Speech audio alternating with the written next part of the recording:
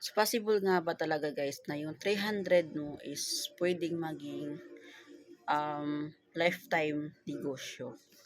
So, yan po ang ating pag-uusapan dyan sa may balak po mag-start ng negosyo ngayong 2025.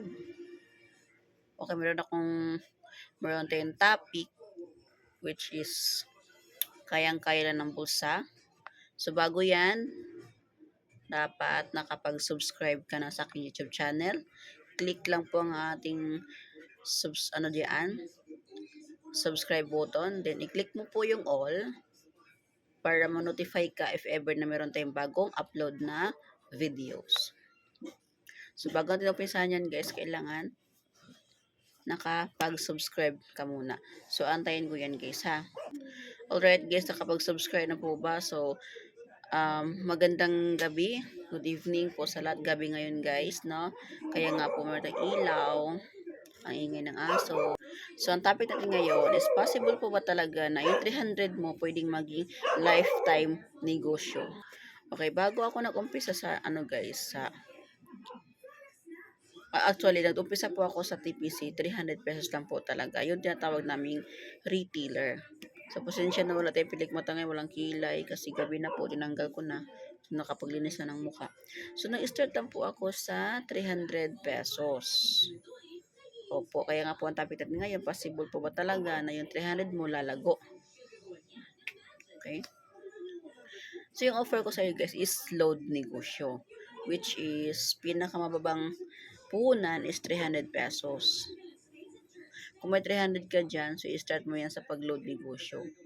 Saan ba makarating ang 300 mo? Kung may 300 ka, ibili mo ng milk tea, price, so kinabukasan wala na. So, i-invest mo siya sa i-load business guys, itong TPC. Kasi nga po, ang TPC namin is one SIM load all network. Okay, ang SIM card mo, yung personal SIM card mo, gawin nating load negosyo.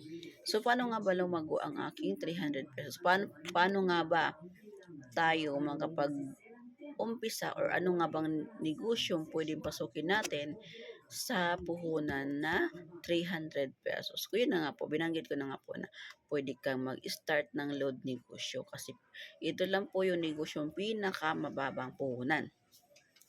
Which is napaka-easy lang kasi cellphone mo lang, ayan, sa cellphone mo mismo, kung saan ka pupunta, dala mo yung negosyo mo.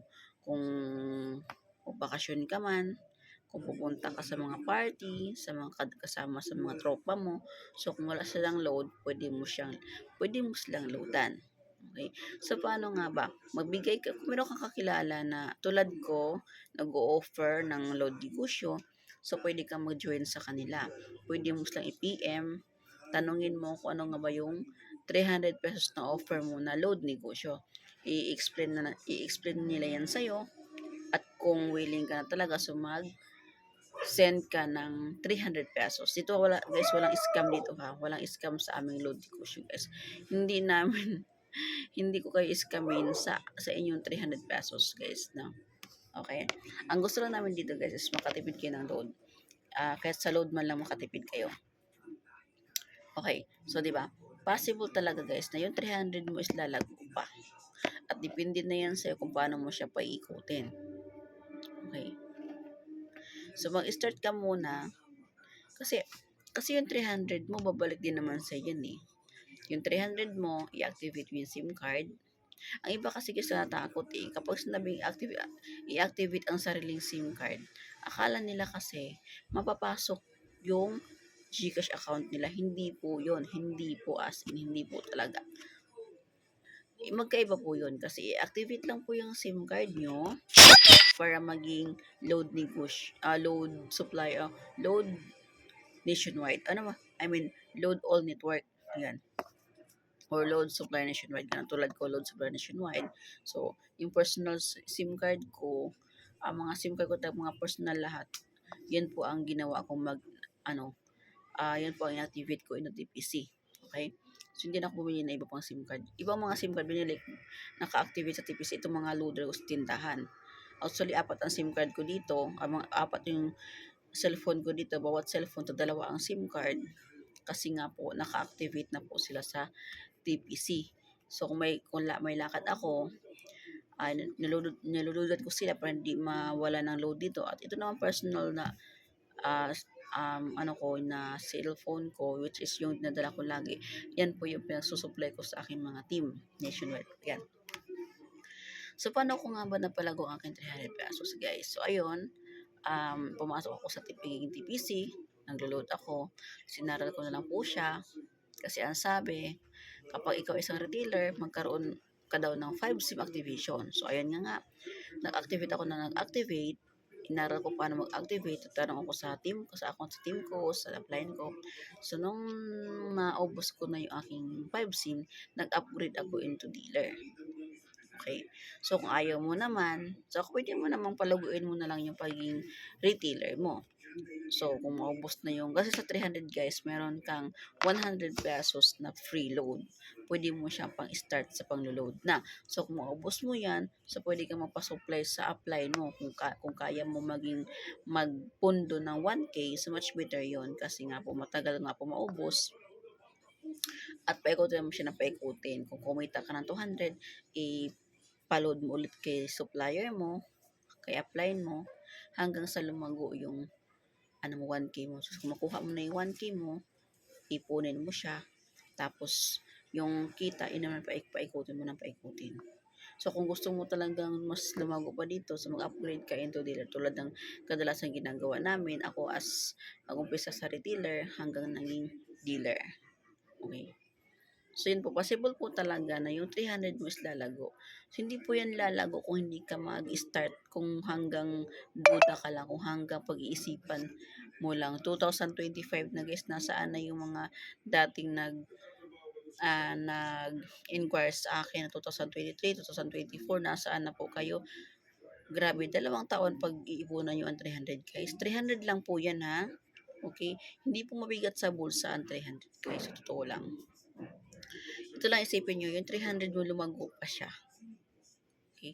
Ulit mo po siyang gagamitin. Kasi even ikaw, gumagamit ka rin ng load. Sabihin natin wifi ka.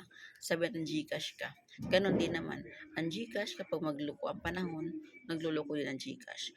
Ang wifi naman, kapag magluloko ang panahon, nagluloko din ang wifi.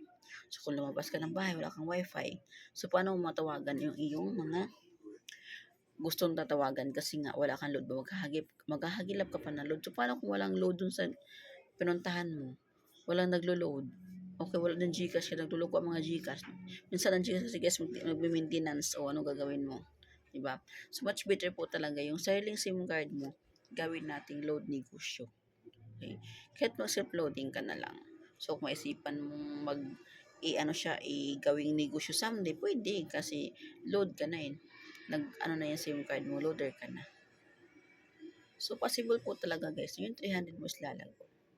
Okay? Ang laki nang nabago sa 300 guys, so, sasabihin yung, na, nabalik na ba yung puhunan ko? Yes, nabalik na. Tingnan mo yung tindahan ko. Di ba?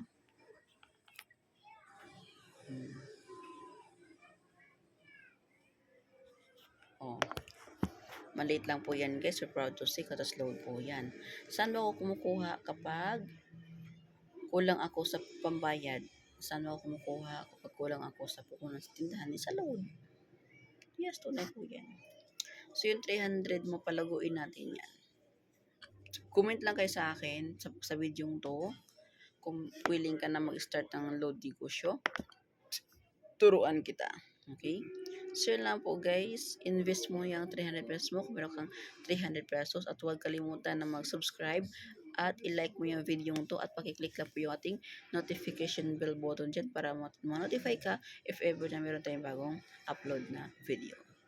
So kaway muna dyan sa mga lahat ng technician, sa mga friend ko dyan, sa mga nag-inquire last year, sa mga kapwa ko technicians dyan, sa team ko, hello, God bless po sa ating lahat.